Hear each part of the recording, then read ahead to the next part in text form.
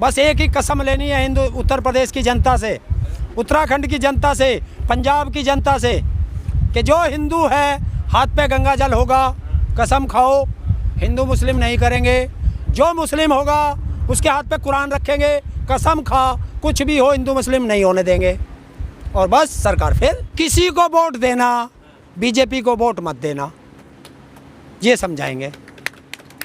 Agenda उन्होंने बंगाल में भी करने की कोशिश करी, नहीं हो पाया। अब देश की जनता समझ रही है कि मंदिर मस्जिद खाने को नहीं देगा। जिस तरह हम लोग ऑक्सीजन के लिए तड़प तड़प के मरे हैं, उसी तरह इस अनाज के लिए भी हमें तड़प के मरना पड़ेगा। ये जनता समझ चुकी है।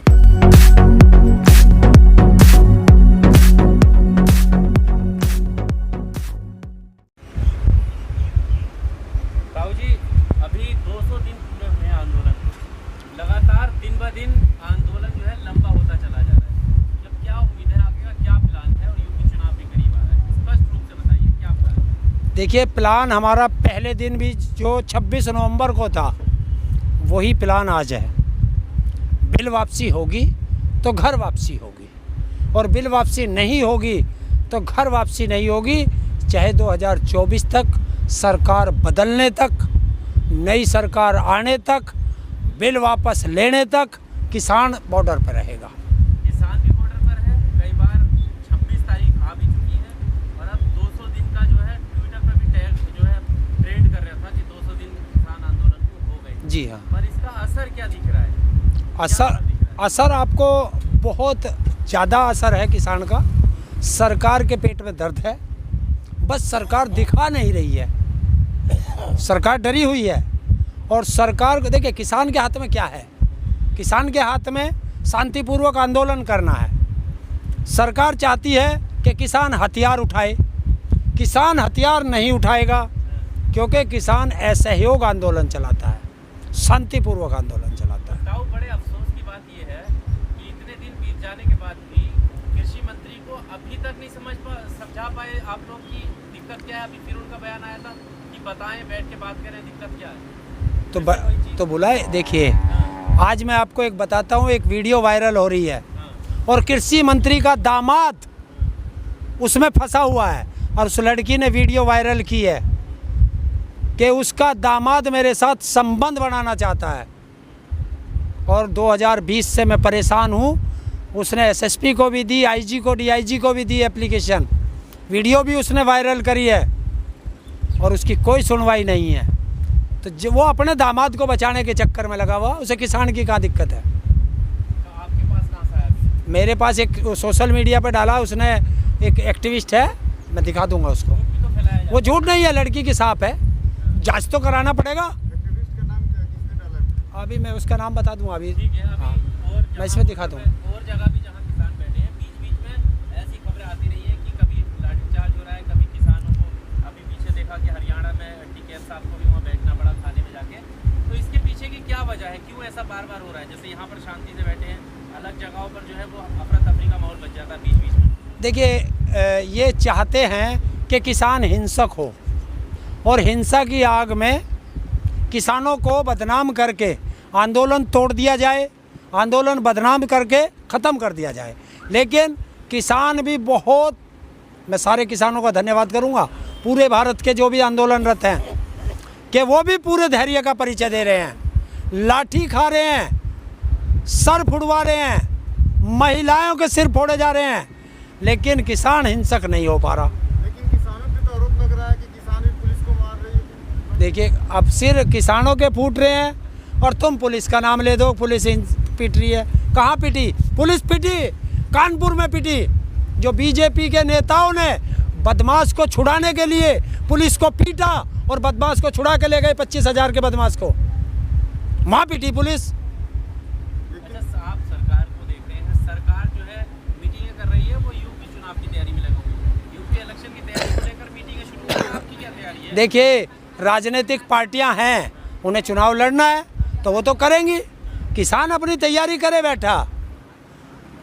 बिल्कुल हमारा एक ही उद्देश्य है कि हम जिस दिन किसान नेता हमारे निकलेंगे, बस एक ही कसम लेनी है हिंदू उत्तर प्रदेश की जनता से, उत्तराखंड की जनता से, पंजाब की जनता से कि जो हिंदू है हाथ पे गंगा जल होगा, कसम खाओ हिंदू मुस्लिम नहीं करेंगे। जो मुस्लिम होगा उसके हाथ पे कुरान रखेंगे, कसम खा कुछ भी हो हिंदू मुस्लिम नहीं होने देंगे। और बस सरकार फेल। क्या आपको आशंका है कि हिंदू मुस्लिम होने वाला है? इनके पास और कुछ है ही नहीं। विकास के नाम पे नहीं मांग सकते, शिक्षा के नाम पे नहीं मांग सकते, स्वास्थ्य के नाम पे नहीं मांग सकते, रोजगार के नाम पे नहीं मांग सकते, किसान के नाम पे नहीं मांग सकते, मजदूर के नाम पे नहीं मांग सकते। वोट किस पे मांगेंगे? हिंदुत्व के नाम पे तो मिल रहा है। हाँ तो वही हिंदू और हिंदू मुस्लिम ही तो नहीं होने देना।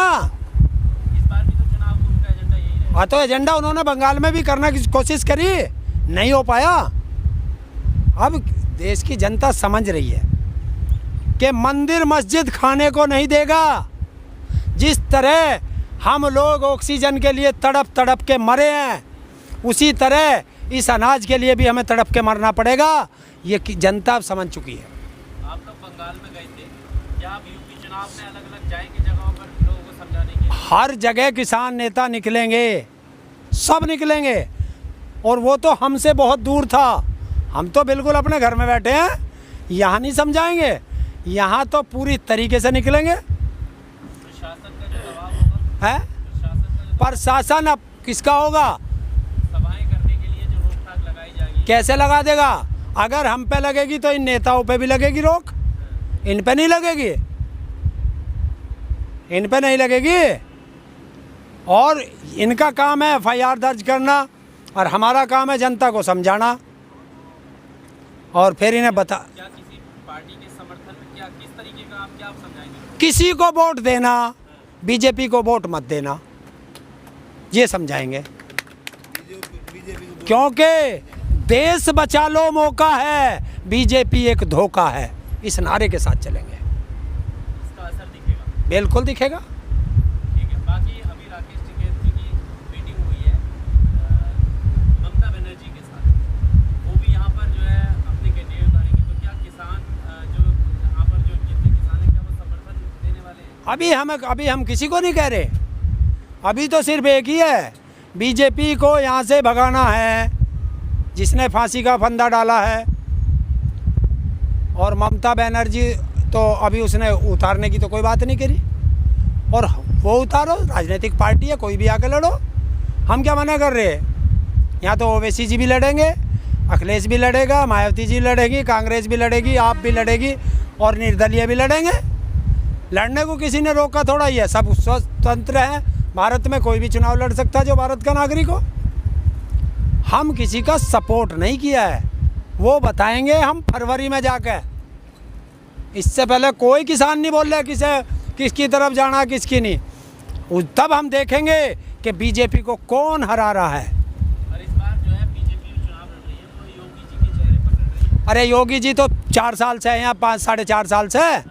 हिंदुत्व का चेहरा लड़ेगा जब हाथरस में बेटी रात को 2 बजे जलाई जा रही है केरोसिन डाल के, वो कौन से हिंदुत्व में लिखा भाई? तब वो हिंदू की बेटी नहीं थी। जो गंगा में लाशें जा रही हैं वो हिंदू की नहीं थी। जो गंगा के दोनों तरफ कब्रिस्तान बन गया वो हिंदू के नहीं थे। और जो ऑक्सीजन के लिए दर दर भटके हैं वो हिंदू नहीं थे। जो कंधे पे अपने बच्चों की, अपने बड़ों की लाशें ढोके ले जा रहे वो हिंदू नहीं थे। तब कहाँ था? पर जो मुद्दे अभी आप गिनवा रहे हैं उन मुद्दे को चुनाव के दौरान रखता है कौन? मांग करता है? हॉस्पिटल की, ये सब मंदिर मस्जिद की तो बात करते हैं। हाँ तो इन्हें पता नहीं था ना हॉस्पिटल में भी ऐसा पड़े। इतनी बड़ी भयंकर बीमारी हमारे सामने तो आई नहीं। ऐसे भी जरूरत है ना स्वास्थ्य व्यवस्था। देखिए हिंदुस्तान में शिक्षा और स्वास्थ्य है तो ये तो बिल्कुल फ्री होने चाहिए। क्यों आवाज नहीं क्यों? उठाने के लिए? लेकिन बीजेपी चाहती क्या है कि अनपढ़ हो देश।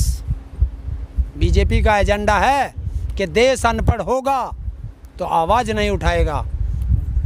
देश का नागरिक अगर अनपढ़ होगा तो रोजगार नहीं मांगेगा, सिर्फ रोटी के लिए भागेगा और रोटी अडानी अंबानी तय करेंगे। प्रधानमंत्री मोदी तो कहते हैं एक हाथ में अगर आप दीनी तालीम में कर एक हाथ में कुरान और दूसरे हाथ में साइंस होनी चाहिए। वो तो ऐसी बात करते हैं पढ़ाई को लेकर, इल्म को लेकर, और आप कह रहे हैं कि पढ़ाना नहीं चाहते ये लोग। अब यहाँ यही तो दिक्कत है। हाँ। वो अभी बच्चों को वो दे रहा था जिसकी खुद की डिग्री का पता नहीं, कौन से स्कूल में पढ़ा ये पता नहीं। दिखाई तो है प्रेस क्या? कॉन्फ्रेंस करके अमित शाह जी ने डिग्री नहीं दिखाई। यार डिग्री मेरी दिखाओगा तू है? हिंदुस्तान के अंदर किस स्कूल में पढ़ा है? क्या अकेले के लिए एक क्लास अलग थी, उसमें कोई उसका क्लास फेलो नहीं था? तुम पढ़े हो, तुम्हारे साथ सहपाठी थे, बता सकते हो एक दो को, तो इससे पूछवा दो। हिंदुस्तान का कोई एक नागरिक बता दे कि मैं इसके साथ पढ़ा हूँ।